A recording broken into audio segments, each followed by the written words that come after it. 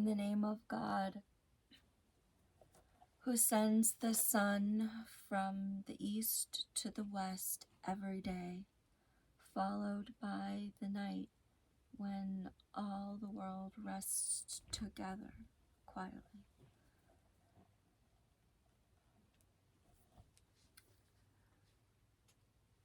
The war that's occurring in Israel and Gaza now started about 2 months ago. And at that time, the leader of Israel had gone to the United Nations and talked about how from the 1950, when Israel declared itself a new independent country named Israel,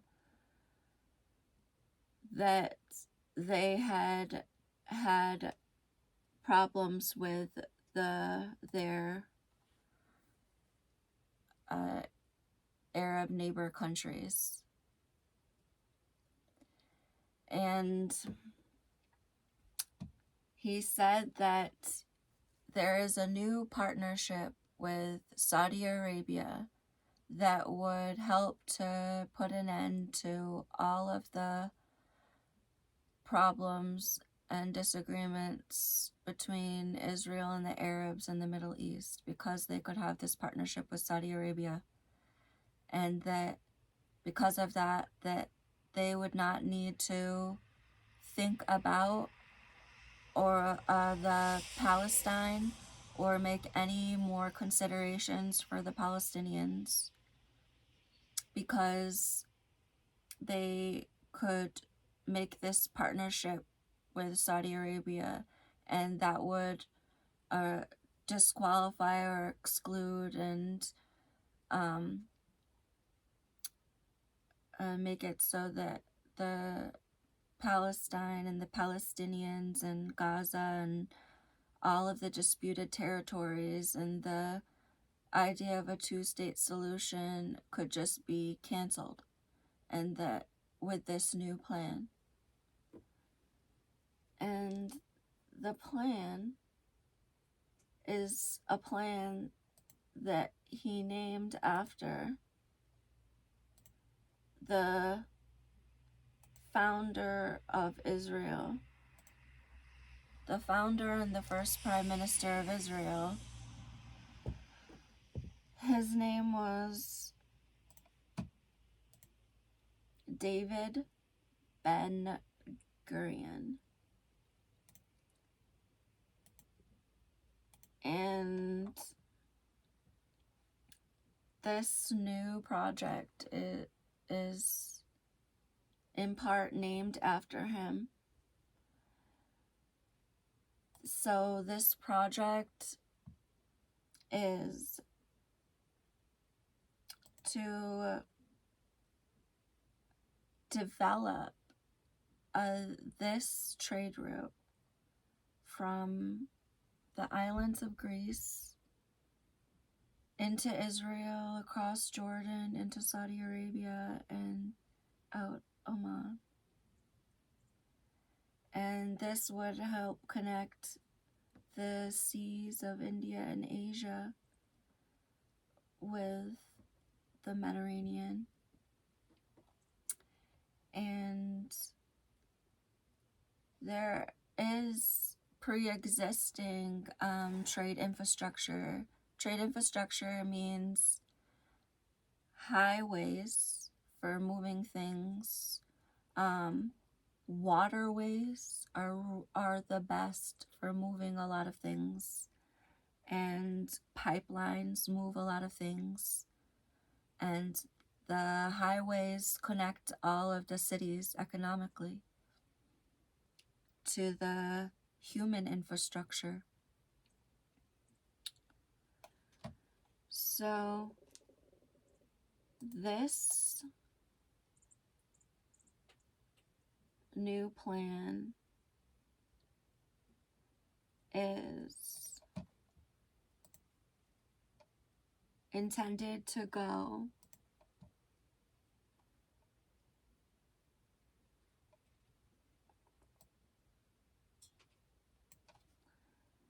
from here in Greece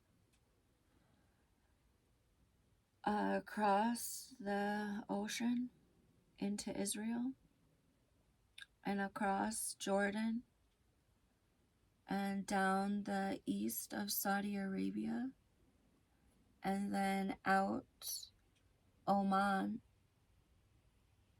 into the Arabian Sea.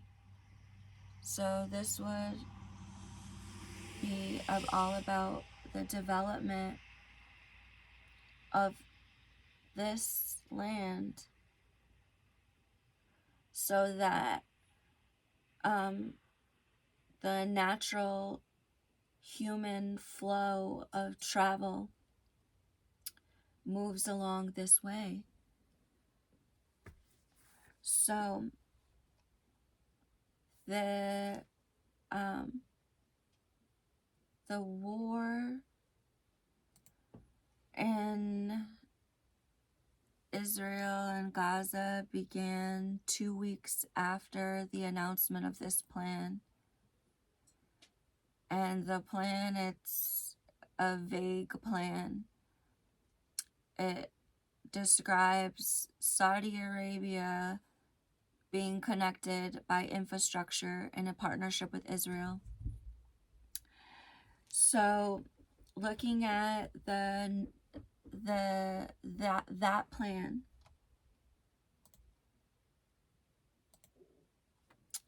this is the plan.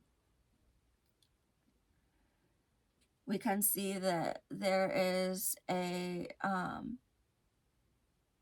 the objective of this plan is to connect Asia up into the Mediterranean, and we should look to whether this is already occurring or not to see the how this will apply to the power structure. And we see that it is already occurring, this kind of route. This is a greatly land route, but there are competing channels here that would be up the Persian Gulf into Iraq and across to Syria, and then around the Red Sea up the Suez Canal. So those are competing routes. But as we know, there is a secret plan by Israel, and it's not well known, and it's called the Ben Gurion Canal. And it's much like this line.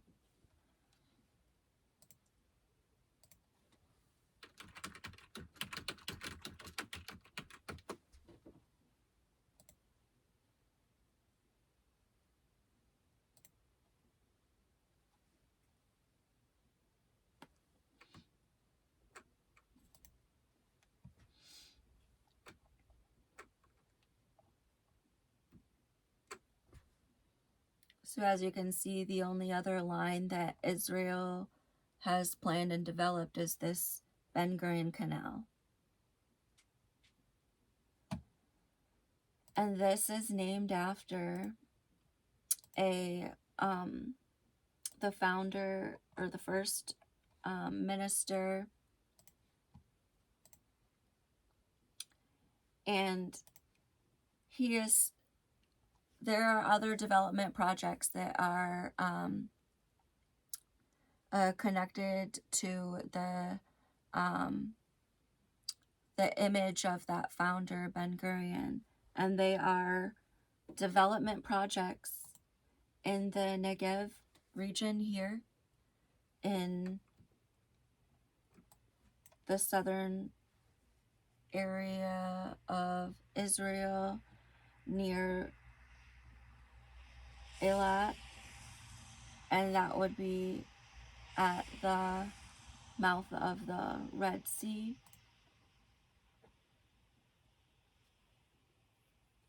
Or rather not the Red Sea.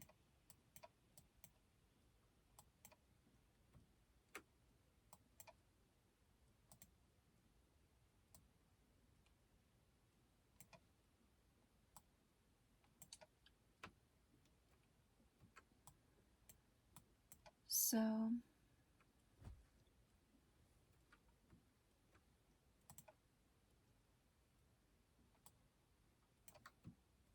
this here is Israel.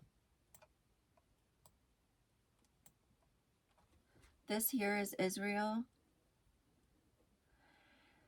And this is Eilat here.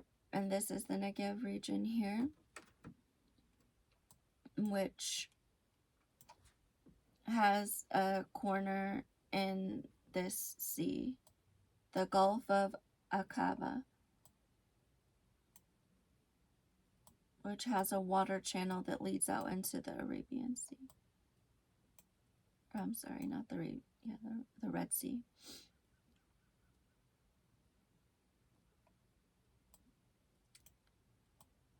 So this here is the region that David Ben-Gurion is known for, that many development projects in his name are being established there. And this is also where they named the Ben-Gurion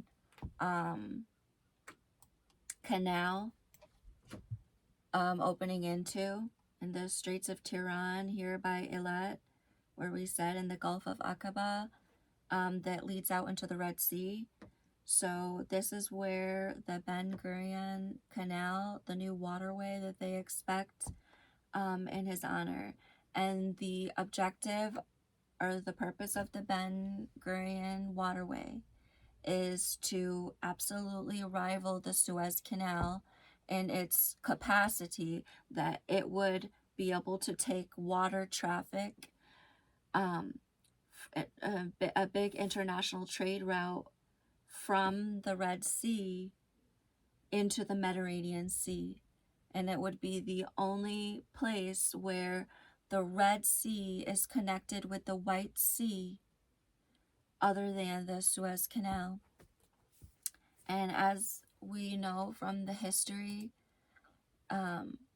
David Ben-Gurion and the history of Israel, there was a great embattlement over this area of the Suez Canal. And the Suez Canal was a very important for the state of Israel, and it was something that was continually denied from them. Israel, from its establishment, had great difficulties supplying itself economically due to the need for the power electrical infrastructure, which must be obtained from gas, and the embattlements with all of the Arab nations around them prevented Israel from getting that essential gas needed to power the life of Israel.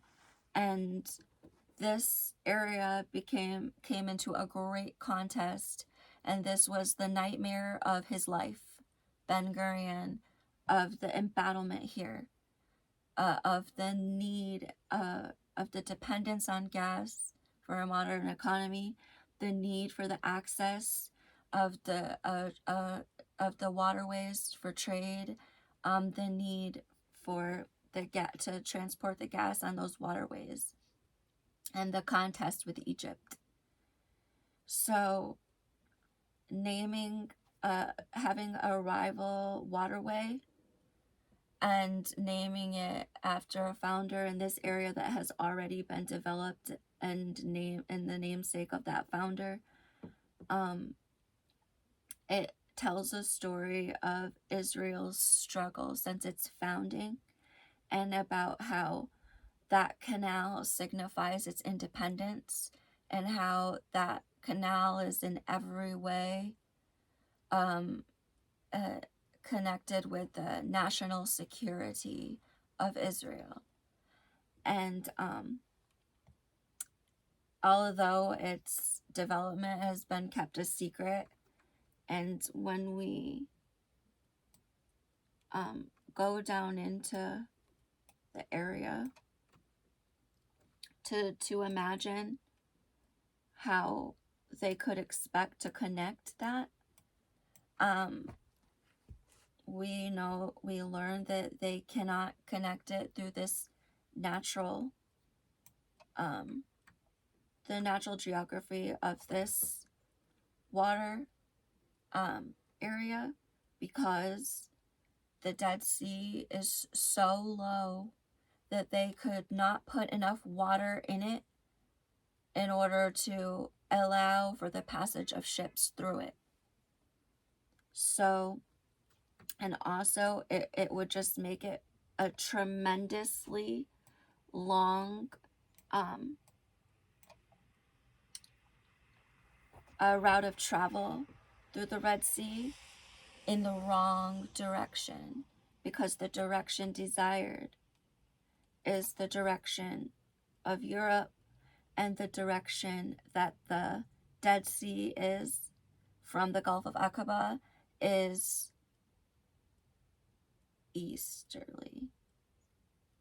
And so this would not be an ideal, and also the amount of earth that must be moved in order to construct a passage like this is so tremendous that the most logical and practical way would be just to make a very direct route from the Gulf of Aqaba into the Mediterranean. And you would need to do that. You could not do that through mountains. And the current borders of Israel are in this manner as a result of its geography and the protection of the mountains and the natural barrier that the mountains provide or are creating. But as we see in Sinai, we know that the Egyptians have been developing billions and billions of dollars worth of infrastructure projects in the Sinai Peninsula in the last 10 years. And this is Egyptian territory. This is from here over is Egyptian territory. So we're going to be looking now here at the border of Israel. And we can see that there is already a natural geographical passageway that are here. It's you can faintly see it, but when you come down in, it begins in this city, and it's a dry river. It's a river with no water, and it comes up through this way, and it takes us through the mountains to Ilah. So that would be a more practical and more reasonable proposal for the Ben Gurion Canal, rather than this fantasy that they imagined that it would just be they would cut through mountains endlessly in the middle of populated areas. It doesn't seem very rooted in reality. So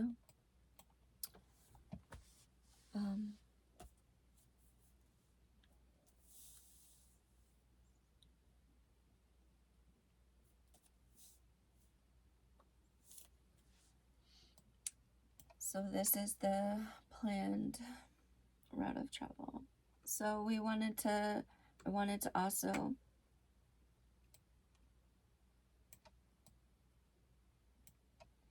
because we are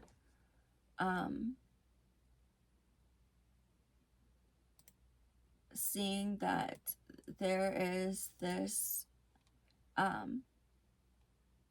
partnership. There's this talk of this partnership of Israel and Saudi Arabia, which would change everything and exclude part of humanity, which is the Palestine, that it would exclude them from any rights by making this partnership with Saudi Arabia, we should look at lastly, at that power structure of Saudi Arabia. So these are the pipelines of Saudi Arabia.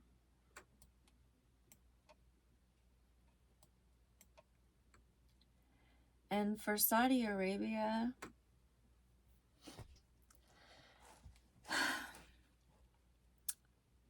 the most important pipelines for Saudi Arabia go across the center of Saudi Arabia, and the other very significant one, which is an older line, it's called the TAP line, and it's the Arab gas line, and it goes from Saudi Arabia up to through the land of Saudi Arabia up and across Jordan and into Israel, into Haifa, Israel. And so Saudi Arabia, they're the heart of their gas pipeline complex is all across this center area. And so this will be any energy infrastructure, almost all the energy infrastructure, unless it was solar and it was independent of the gas, that Saudi Arabia's electrical and energy infrastructure, which powers their economy, needs to be in some way connected with these gas lines, whether they're going to take it independently truck by truck, or whether they have hardline, a more permanent infrastructure system set up for their energy distribution. Undoubtedly, they would. And you can see in this area up here how the way that the pipeline infrastructure of Iran is set up, and how it moves northward and it goes around the sea, and how there's other countries' pipelines that are linked up as well, and how they move around the sea, and how these are your pipeline superhighways. And understand that the gas is the lifeblood of the economy, and if you need economic infrastructure, you must in some way connect yourself or access these backbones, be it in some way, or at least a couple of steps away from the access points. And then, as we talked in the last time, of how Egypt is set up along the Nile, and to demonstrate the power of these pipelines, of the gas pipelines. And we will take a look at a couple of other maps, and especially because we are talking about this area of the Red Sea and the Red Sea influence, and the Gulf of Aqaba, the New Ben Gurion Canal, and the Suez Canal, and how this is going to be a major trade route. And this here is another part of that trade area, and that is the Persian Gulf. And in this big contest with Iran, which we already know is in battle with Israel, and this corridor of Arabia. So this Persian Gulf area and the countries within it, Qatar, Kuwait, Bahrain, United Arab Emirates, these are world-class influencers in oil and gas, and they have a tremendous economic power. And to demonstrate the power, and don't forget that, as we discussed before, there's two options for obtaining the gas. You're going to drill for it on land, or you're going to drill for it off land. So these revenues that these countries in here are obtaining, and because the land mass is so small, they're offshore gas fields. So they're drilling offshore in the ocean, and that then they would need to feed it on land, and so that would be their power structure. To demonstrate that power, the pipelines, a 100-kilometer pipeline is capable of, if it is, and they generally are, they're either 24 inches 2 feet wide, or they're 36 inches 3 feet wide. And just to demonstrate that power, the Nile River has about 100-kilometer pipeline, and it's about 30 inches. This would be an industry standard, 100 kilometers, 30 inches. This can transmit 1 billion cubic feet per day. In a cubic foot, we could say it's bigger than a gallon and priced at $4 a gallon now. A billion cubic feet a day, that's $4 billion a day. These pipelines, 100-kilometer pipeline, can move $4 billion a day. So every day there is, in the amount of $4 billion of gas moving down the Nile alone. And as we've heard, the gas contracts to supply the electrical grid don't require that volume, and they're not even, the contracts are not even priced anywhere near that amount. They're like 20 billion for 10 years, not 4 billion a day, and that's the volume at which these are moving.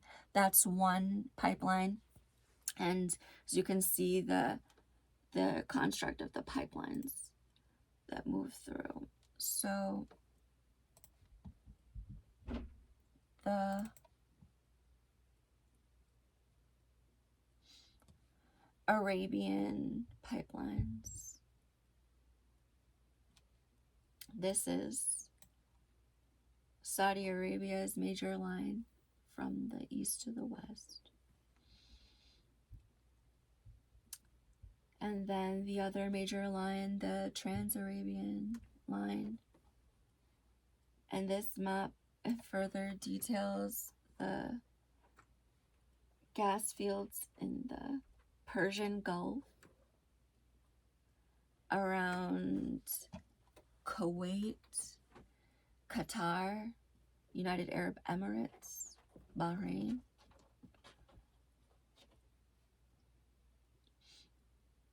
This is the Strait of Hormuz. We know that they have destabilized the ocean basin tremendously here in the Persian Gulf, because there is a tremendous amount of seismic activity occurring here.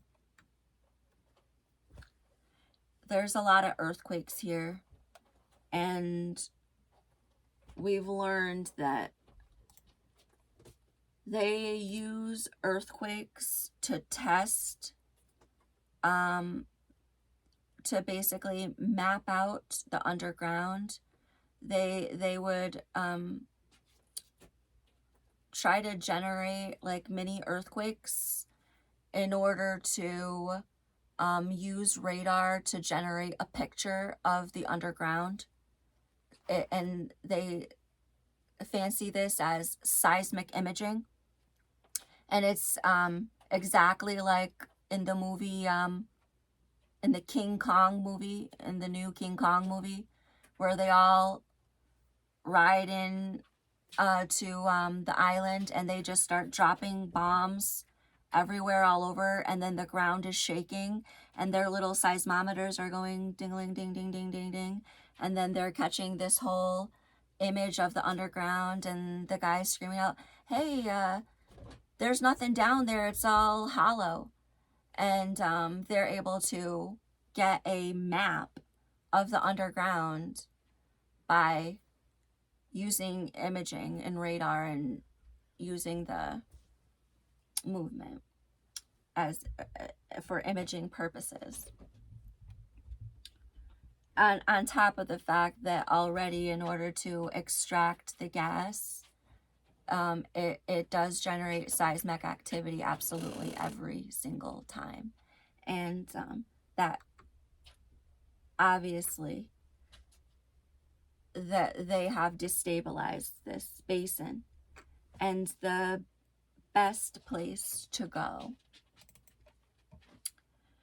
to continue to get gas for these countries, unless they were to change to the solar energy and be aware that solar energy are from solar panels made up of 80% silicon, which is made from desert sand.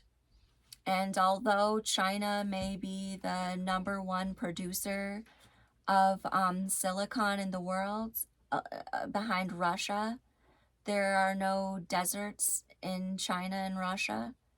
And that's what those solar panels are made out of, is the silicon. So the most natural way for the to adapt for the Persian Gulf influence would be to move out into the Gulf of Oman. Simply just move out into the Indian Ocean and to connect your pipelines inland.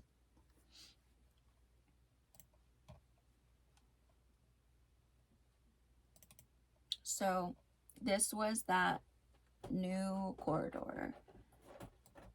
This is the new plan that would connect Europe via Greece, across Israel, across Jordan, across Saudi Arabia, with this new partnership of Saudi Arabia, which we still don't have very much information on, and then across into Oman, off Oman into the Indian Ocean. And that the Ben Gurion Canal would absolutely be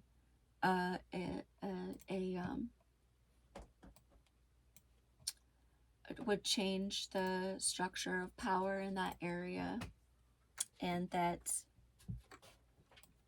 2 weeks after Israel's minister announced this plan, in which he absolutely and distinctively said that they don't have to care about Palestine anymore, that they have a partnership with Saudi Arabia and that's enough, and that they are planning this infrastructure project that would connect the areas. And as we know, that they already have this secret plan of the Ben Gurion Canal.